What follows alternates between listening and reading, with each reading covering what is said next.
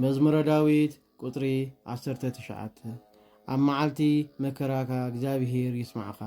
ስም ኣምላኽ ያዕቆብ ደው ይበለልካ ካብ መቅደሱ ድማ ረድኤቱ ይላእኽልካ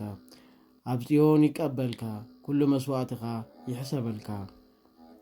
ንቁርባንካ ድማ የለምልመልካ እግዚአብሔር ከም ልብኻ ይሃብካ ንኩሉ ድሌትካ ይፈጽመልካ ብምድሓንካ